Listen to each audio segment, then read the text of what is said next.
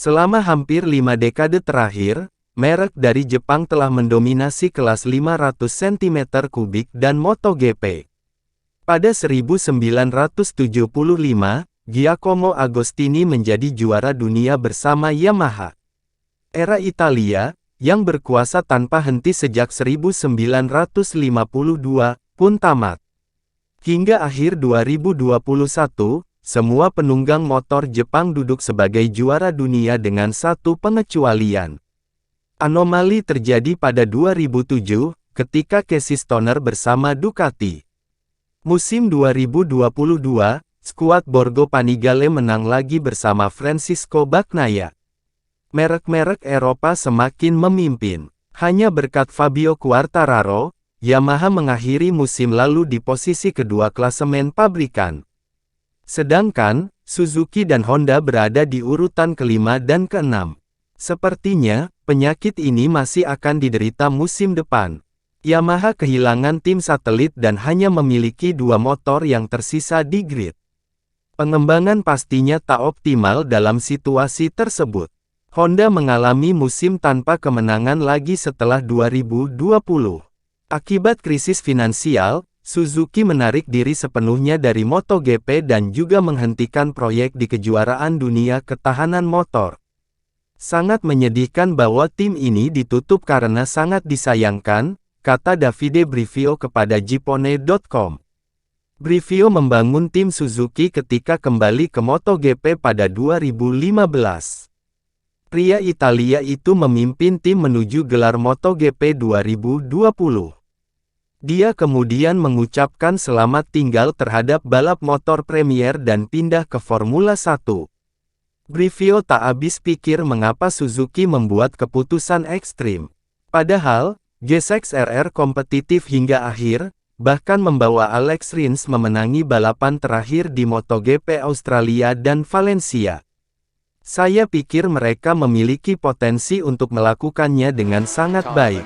Ada beberapa kesulitan di tahun-tahun awal, tetapi para insinyur Jepang menemukan ritme. Mereka bisa memanfaatkan pengalaman dengan baik. Namun, sayangnya, jalan ini terputus, Brivio menyesalkan. Apakah keluarnya Suzuki menjadi alarm bagi MotoGP? Saya khawatir dengan 2 merek Jepang lainnya, kata Brivio. Saya pikir mereka perlu mengubah kecepatan mereka untuk mengimbangi. Teknik dalam olahraga ini terus berkembang. Mungkin orang Jepang lengah. Jika mereka ingin bertahan dalam permainan ini, mereka harus mengubah beberapa hal. Pada putaran terakhir, Valentino Rossi berada di paddock dan terus menyilangkan jari-jarinya untuk Francisco Bagnaia. Tim VR46-nya membalap bersama Ducati. Kendati demikian, ia masih memelihara hubungan dekat dengan Yamaha. Bagaimana The Doctor melihat situasinya? Yamaha selalu fokus pada keseimbangan, tapi sekarang perbedaan antara mesin mereka dan Ducati sangat besar, ujar Rossi kepada Sky Sport Italia. Tapi, saya harus katakan bahwa Ducati telah menyebabkan semua orang bermasalah dalam beberapa tahun terakhir. Bukan hanya Yamaha, tapi semua merek Jepang bermasalah karena Ducati sudah menaikkan giginya. Ini sudah terjadi sejak 2016, tapi dalam 2 tahun terakhir mereka telah mengambil langkah lain. Rossi sependapat dengan mantan bosnya, Brivio. Tim Jepang harus membuat pilihan karena permainan telah berubah. Mereka membutuhkan lebih banyak uang, lebih banyak sumber daya. Mereka harus memahami bahwa mereka harus berbuat lebih banyak jika ingin menang, juara MotoGP 7 kali menandaskan. Ada banyak alasan mengapa merek Jepang tertinggal. Menurut Marc Marquez, pandemi virus corona juga memainkan peran. Di tingkat global, pandemi telah memengaruhi olahraga kita. Ketika pandemi berakhir, kami melihat bahwa pabrikan Asia, Honda, Yamaha dan Suzuki, lebih terpengaruh. Saya pikir itu memukul mereka lebih keras karena pada 2020 dan 2021, sebagian besar kejuaraan ada di Eropa, tuturnya. Insinyur Asia datang ke Eropa dan tinggal di sini.